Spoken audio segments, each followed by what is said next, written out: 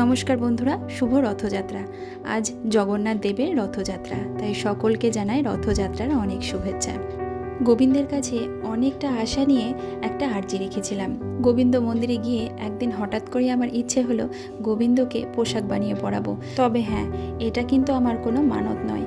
আমার এমনি ইচ্ছা হয়েছিল গোবিন্দকে আমার নিজে হাতে পোশাক বানিয়ে পরাবো।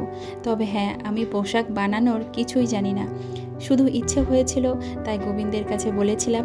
আর সেদিন থেকে শুরু করে দিলাম গোবিন্দের জন্য পোশাক বানানো, রাধা গোবিন্দ আর নিতাই গৌর।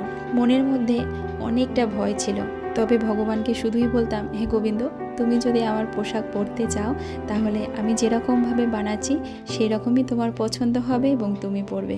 সবসময় মনের মধ্যে একটা ভয় কাজ করতো যে আমার মতো মানুষ ভগবানকে পোশাক বানিয়ে পরাতে পারবো। এরপর সত্যি যখন আমি রাধা গোবিন্দকে আমার হাতে বানানো এই পোশাকে দেখছি, আমি যে কি আনন্দ পেয়েছি। জীবনে সব থেকে খুশি যদি কোনো দিন হয়ে থাকি, সেটা হলো এই দিনটি, যেদিন আমি রাধা গোবিন্দকে আমার হাতে বানানো পোশাকে দেখেছিলাম। সেদিন আমার মনে হচ্ছিল সত্যি যেন আমার জীবনটা সার্থক হয়েছে।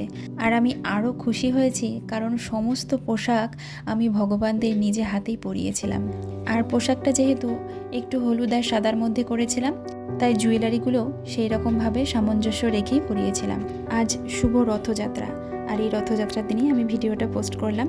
অনেক দিন থেকেই দেবো ভাবছিলাম, কিন্তু এডিট করে উঠতে পারছিলাম না, তাই আজ ভিডিওটা দিলাম। আর ভিডিওটা যদি ভালো লাগে তাহলে অবশ্যই কমেন্টে লিখো রাধে রাধে।